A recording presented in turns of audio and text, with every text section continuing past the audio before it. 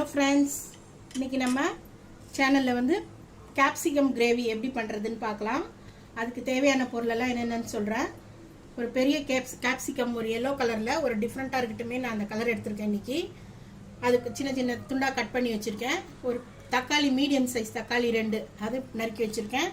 ஒரு medium size வெங்காயம் 2 அதையும் நறுக்கி வச்சுருக்கேன். அதுக்கு தேவையான பொருளெல்லாம் ஒரு ஸ்பூன், இந்த ஸ்பூனால் ஒரு ஸ்பூன் சில்லி பவுடர் எடுத்திருக்கேன்.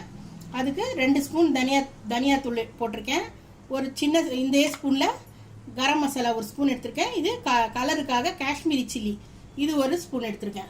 அதோடு இல்லாமல் தாளிக்கிறதுக்கு லவங்கம், பட்டை அதெல்லாம் ஒன்று எடுத்து வச்சுருக்கேன்.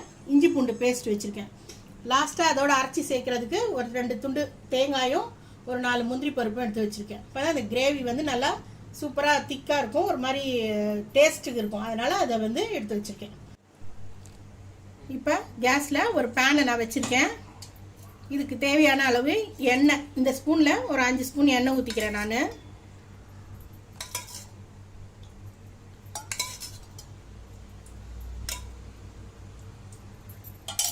இப்போ இதில் இந்த பிரிஞ்சி இலை, இந்த ஒரு மராட்டி மொக்கு, ஒரு சுருள் பட்டை எடுத்து வச்சுருக்கேன், அதை போட்டிருக்கேன் நான்.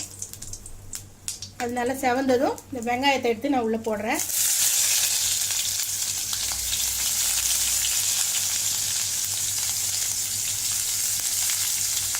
நல்லா கோல்டன் கலராக இன்னும் கொஞ்சம் ஃப்ரை ஆகணும். அது வரைக்கும் நல்லா ஃப்ரை பண்ணிக்கலாம். சீக்கிரமாக இந்த வெங்காயம் வதங்கிறதுக்காக நான் கல் உப்பு சேர்த்துருக்கேன். நான் எப்போவுமே சொல்கிற மாதிரி சமையலுக்கு கல் உப்பே பயன்படுத்துவேன்.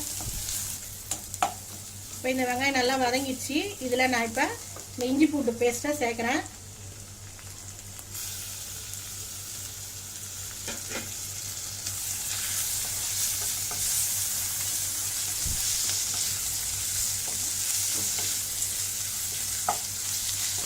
இந்த கேப்சிகம் கிரேவி வந்து இட்லி, தோசை, சப்பாத்தி, பூரி இதோடலாம் சேர்த்து சாப்பிடும்போது ரொம்ப நல்ல டேஸ்ட்டாக இருக்கும்.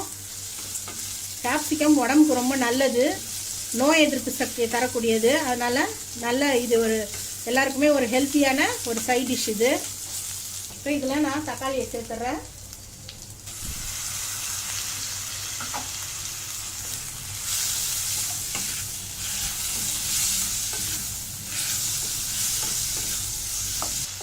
இந்த தக்காளி வதங்கிடுச்சு. இதோட இந்த கேப்சிகம் சேர்த்துடலாம்.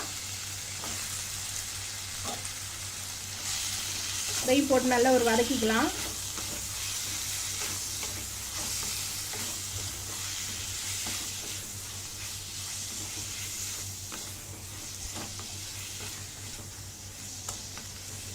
இப்போ இதில் எடுத்து வச்சுருக்கேன் இந்த காரப்பொடியெல்லாம் சேர்த்துடலாம்.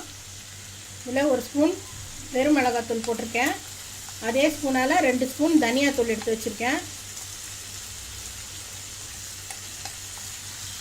கலருக்காக காஷ்மீரி சில்லி சேர்க்குறேன்.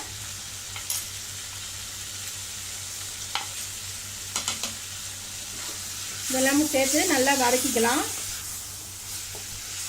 இப்போ இதோட ஒரு 1/2 டம்ளர் தண்ணி ஊற்றி நல்லா மூடி வச்சோம்னா கொஞ்ச நேரம் இது நல்லா வேகணும்.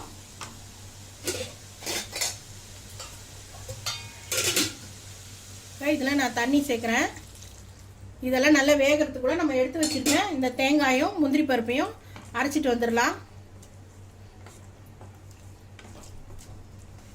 இப்போ இது நல்லா கொதிக்க ஆரம்பிச்சிச்சு. இப்போ நான் ஒரு மூடி போட்டு ஒரு 10 நிமிஷம் இது நல்லா வேகட்டும் மூடி வைக்கிறேன் நான். இப்போ இது நல்லா வேகட்டும் ஒரு 10 நிமிஷம். அதுக்குள்ளே அந்த தேங்காயும் முந்திரியும் அரைச்சிட்டு வந்துடலாம். இப்போ இந்த முந்திரியும் தேங்காயும் இதில் மிக்சியில் போட்டிருக்கேன், அரைச்சிக்கலாம். இதை நல்லா பேஸ்ட்டாகவே அரைச்சிக்கலாம். இப்போ இந்த தேங்காயும் முந்திரியும் நல்லா பேஸ்ட்டாகவே அரைச்சிட்டேன். நல்லா மையவே அரைக்கணும், தரன்னு அரைக்கக்கூடாது. நல்லா மைய பேஸ்ட்டாகவே அரைச்சிருக்கேன். இதை லாஸ்ட்டில் சேர்த்துக்கலாம். ஒரு 10 நிமிஷம் ஆயிடுச்சு. நம்ம இதை திறந்து பார்க்கலாம்.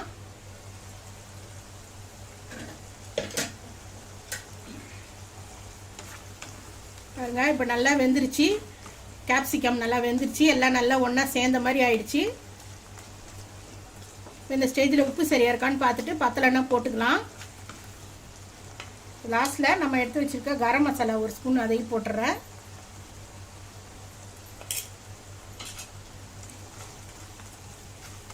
போட்டு நல்லா கலந்து விட்டுறலாம் அதையும். இப்போ இந்த டைமில் இந்த அரைச்சி வச்சுருக்க அந்த விழுதை இதோட சேர்த்துடலாம். இந்த தேங்காயோட ஒரு 4 பல் முந்திரி பருப்பு எடுத்து வச்சிருக்கிறது இதுக்கு ரொம்ப நல்ல டேஸ்ட்டை கொடுக்கும். அதுக்காக தான் இதோட சேர்க்கறது.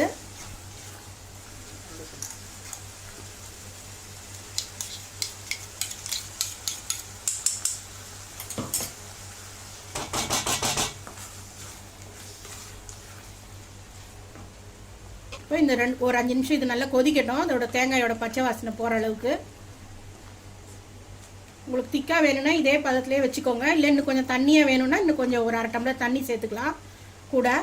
எங்களுக்கு இது போதும், அதனால் நான் ஊற்றலை இதுக்கு மேலே தண்ணி. அவ்வளோதான். இப்போ நல்லா இது சேர்ந்து கொதிச்சிடுச்சு. உப்பெல்லாம் சரியாக இருக்கான்னு லாஸ்ட்டாக ஒரு வாட்டி செக் பண்ணிக்கலாம். லாஸ்ட்டாக இந்த மல்லித்தழையை உள்ளே சேர்த்துட்றேன். அவ்வளோதான். இந்த கிரேவி ரெடி ஆகிடுச்சு.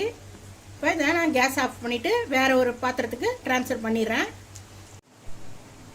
அவ்வளோதான். இந்த கிரேவியை நான் வேறு ஒரு பாத்திரத்துக்கு ட்ரான்ஸ்ஃபர் பண்ணிட்டேன். பாருங்கள், பார்க்குறதுக்கே எவ்வளோ கலர்ஃபுல்லாக இருக்குது. இது டேஸ்ட்டும் ரொம்ப சூப்பராக இருக்கும்.